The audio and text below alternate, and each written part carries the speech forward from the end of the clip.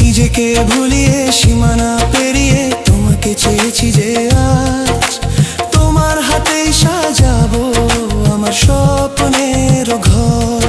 আমি তোমার প্রেমে পড়ে দুনিয়া ভুলে গেছি।